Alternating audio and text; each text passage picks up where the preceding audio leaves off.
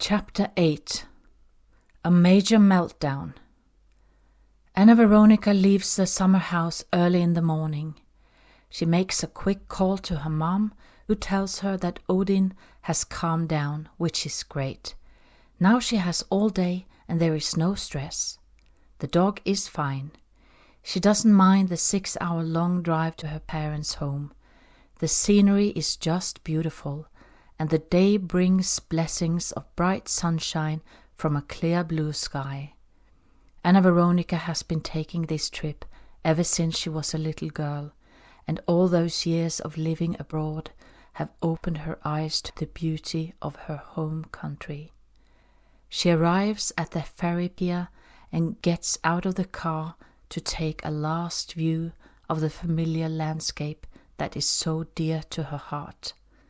The ferry is halfway across the fjord, and it strikes Anna Veronica how it almost seems to merge with the rich green mountainside in the background, along with the glimmering water that looks like silver shining in the light from the morning sun. Surrounding the fjords are the mountains, stretching towards the sky. Some peaks are elegantly wearing snow-white cloaks, others have softer curves. They all rise from the deep dark blue water like giants. Anna Veronica smiles as she remembers the words of the Peruvian medicine man. When an old shaman dies, his wisdom goes back to the mountains. If you want answers, go to a mountain top. She bows gently to the apus. They are wisdom keepers from ancient times. The ferry is about to arrive, and Anna Veronica takes one last view before she gets in the car. These mountains are the same mountains that her ancestors walked among, and they are the same mountains that will be there for future generations.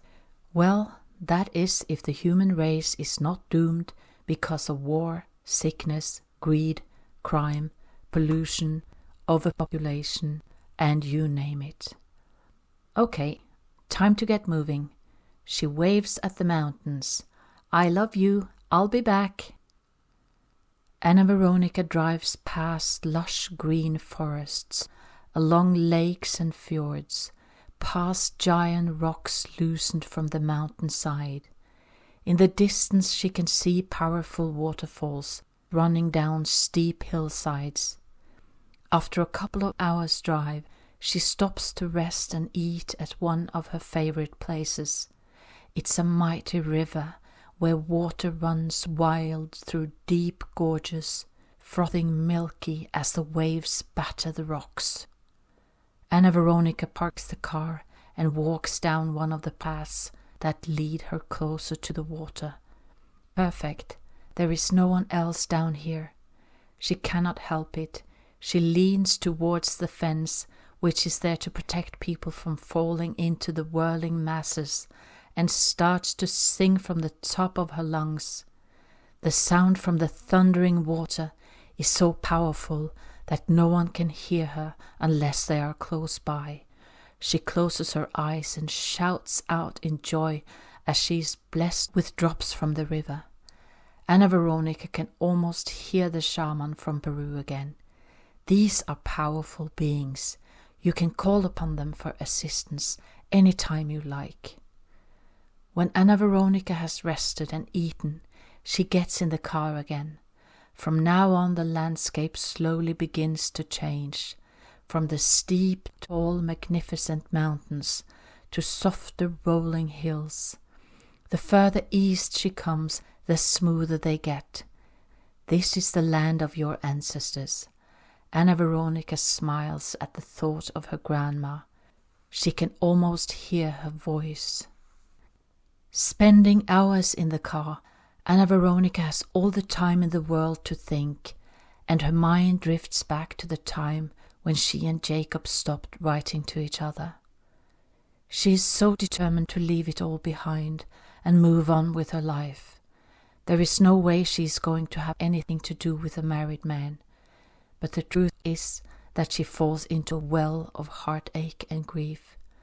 It's a well of sadness so deep that it seems boundless. At this point, Anna Veronica understands enough about this connection to know that this is her own process, her own journey of the soul. Anything Jacob ever does is just to make her look deeper into her own soul, her own wounds, her own beliefs, and her own conditioning. On a few occasions, she tries to tell him that they are twin flames, but he hardly ever responds to that. At some point he writes her that they have an otherworldly connection, but he never mentions it again. Anna Veronica wonders if she's the only one who can feel the connection so strongly. She's definitely the one who is going through shit. She's still searching for answers. What is this energy? Why all the pain and the grief? Why the constant physical and mental stress? Why all the thoughts that never seem to stop running through her head? There are times when Anna Veronica clings to the YouTube videos to try and understand. The twin flame connection will leave you so deeply in love that you can barely function. You will be pushed just beyond your limit again and again until you can feel the utter truth in saying, "I love you," to yourself. Your twin flame challenges are breaking down the ways you have not loved yourself. Such growth cannot be avoided. It will keep calling you with longing and separation. It is time for you to go for what you really deep down want. Oh boy, can Anna Veronica sign off on that one. She's so grateful for the shared wisdom and the knowledge from people who have gone through the same processes and who know what they are talking about. After the summer holiday, Anna Veronica goes back to work. The management tell her that the case involving the attack on the girl is not solved yet. The perpetrator is denying everything, and it is his word against hers.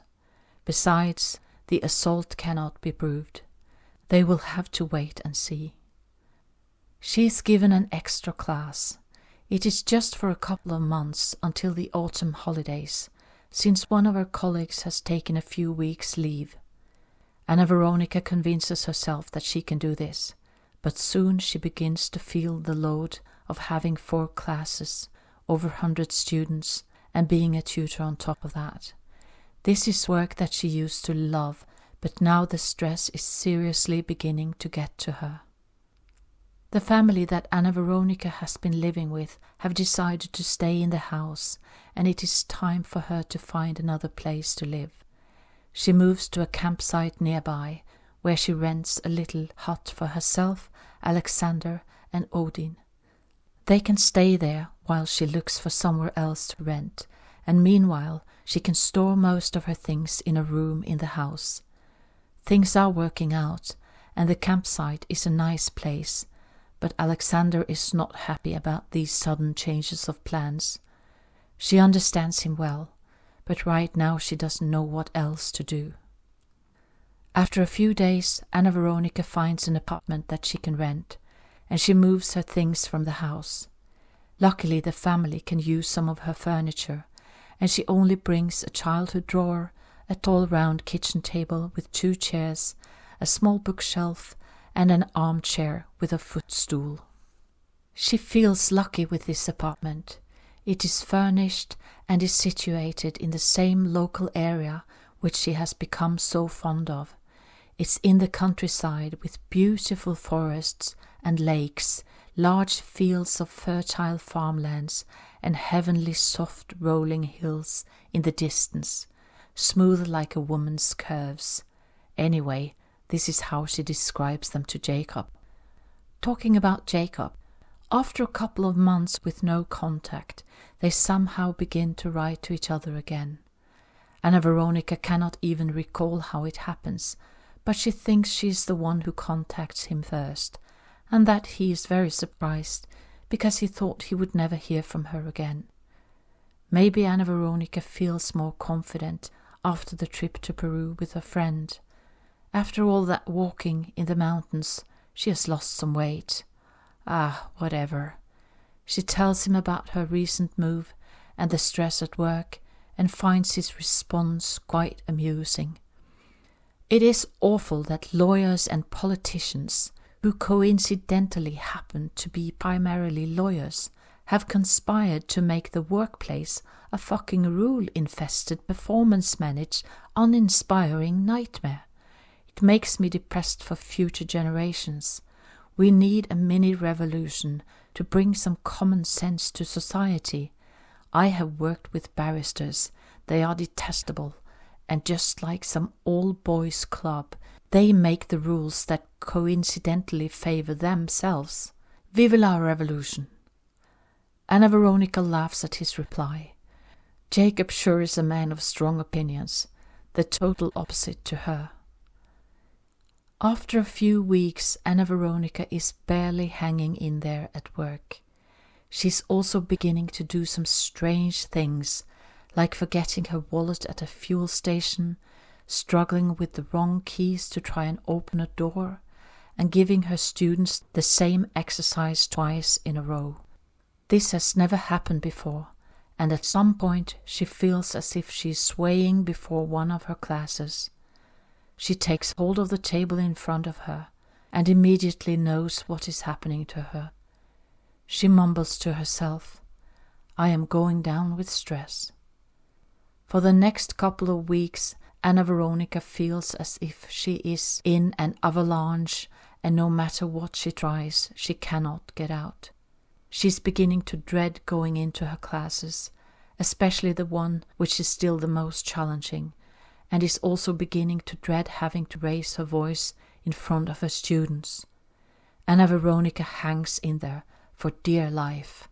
Her plan is to let her students watch films so that she can avoid using her voice as much as possible.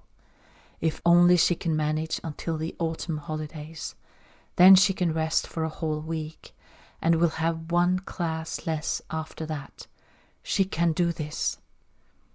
On her last day at work, Anna Veronica puts on a film and gives her students questions to answer and hand in after. She tells them that she will have to go to a meeting, but it's a lie. The truth is that she goes to the top floor of the school building, to a small room full of theater costumes and other stuff to hide, because she can no longer deal with being in the classroom. She sits there in silence, curled up on a small sofa, hoping that no one will come until it is time to go and get the film and say goodbye to her students. The next day, Anna Veronica has an appointment with the doctor. Her oldest daughter, Malou, has expressed some concern lately and urged her to get a regular check. Blood pressure, iron, vitamins, etc. The woman in the family that she used to live with has also expressed her concern a couple of times, but Anna Veronica is convinced that nothing is wrong with her. Nevertheless, she makes an appointment. It starts in the waiting room. Anna Veronica begins to cry and cannot control it. Tears begin to flow down her cheeks, and once they start, she cannot stop them. She quickly gets some tissues from her purse and tries to hide her face from the other people there, but when the doctor comes to call her into her office, she can no longer hold it back. Inside the office, Anna Veronica is bawling and crying uncontrollably for the next 30 minutes, trying to explain what has happened. The house, the campsite, the move, the apartment, the attack on the girl in her class, the extra class, the workload, the stress, and the last 2 weeks at work. Every now and then she catches a glimpse of the doctor's face, which is a mix of surprise, worry, and compassion. "I have to quit my job. I have to quit my job. I can no longer do my job." Anna Veronica is literally crying her eyes out. "No, you should not quit your job." The doctor sounds friendly but determined. "But I can no longer do my job. I must quit."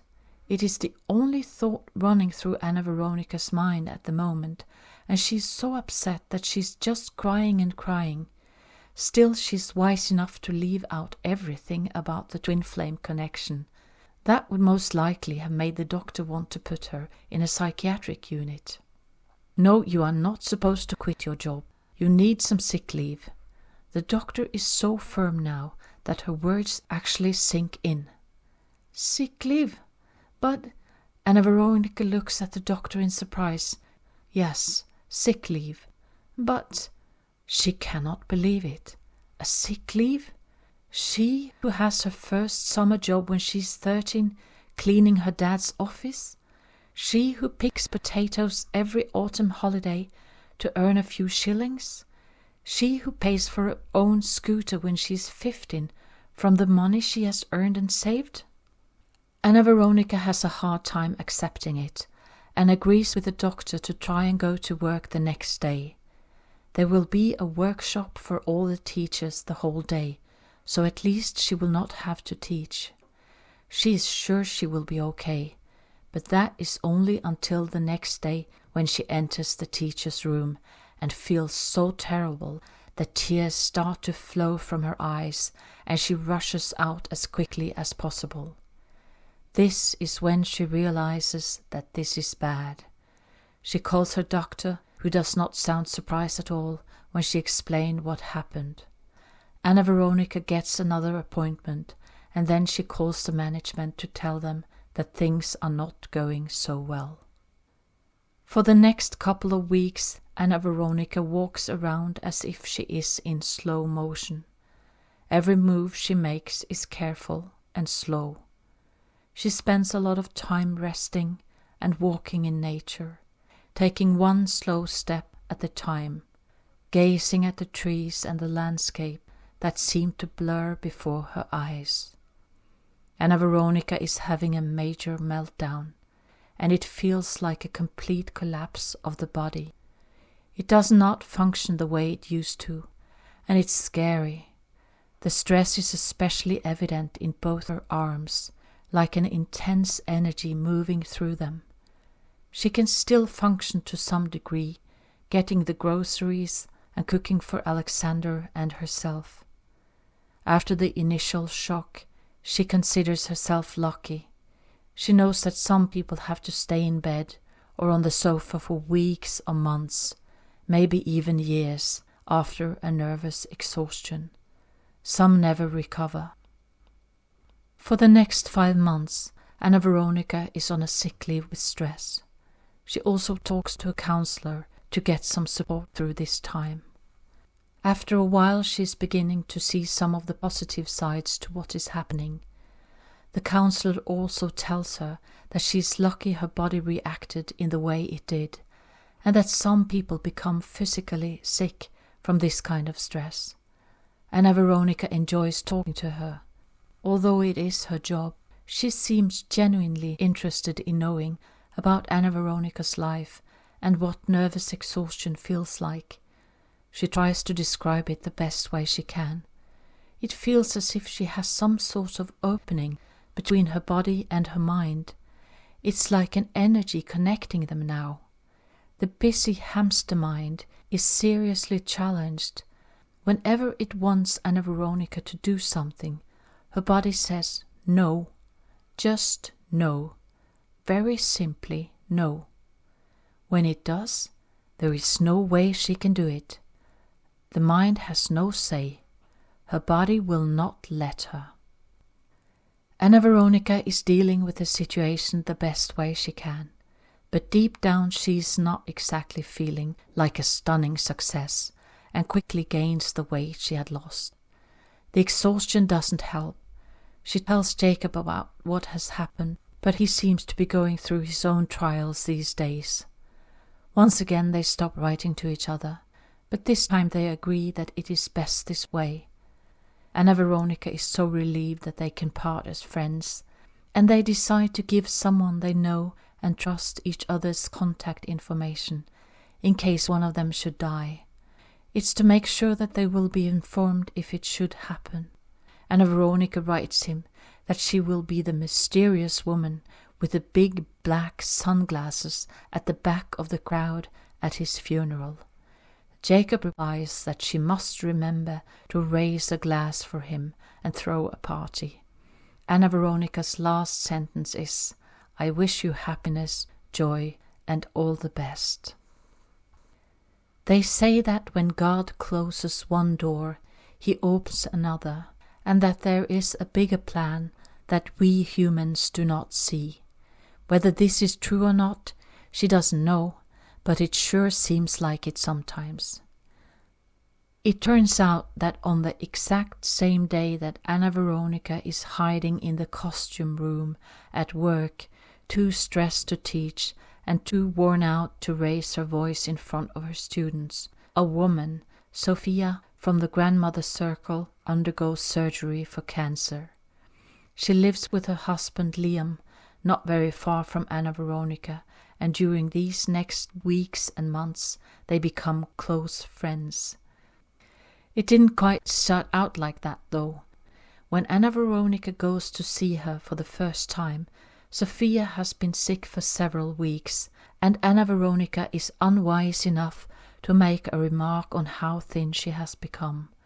She means well and feels only compassion for her, but later that evening she receives a text message from Sophia, who is wondering what exactly Anna Veronica meant by commenting on how thin she was, and that she should know that she is focusing on positive thinking to get well.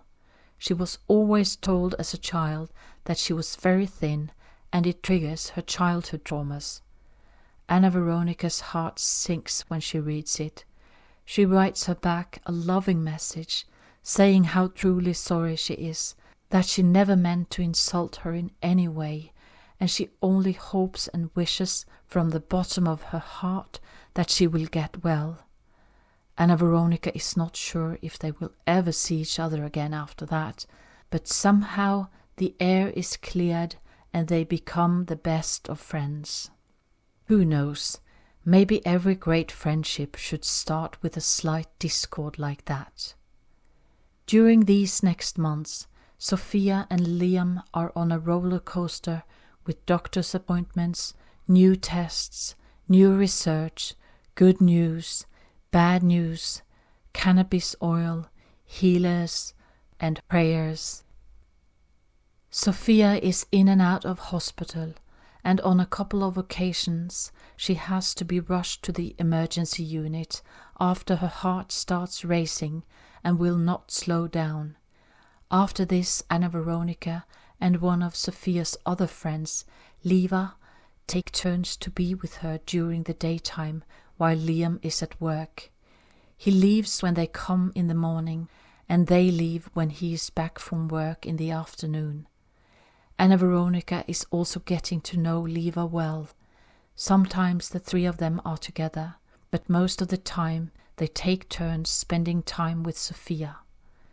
What neither of them know at the time is that a few years later, Anna Veronica, Liam, and Olava will open an ice cream shop together. Anna Veronica and Sophia enjoy the time they spend together. She is sick, and so is Anna Veronica in a way, with stress. So the two of them get along just fine. Their only agenda is to just enjoy another's company and have a good time without any expectations. They spend the days preparing good, healthy food, resting, taking a nap if they need it, watching interesting documentaries and movies, discussing political and spiritual matters, sharing lots of stories from their lives, and laughing a lot.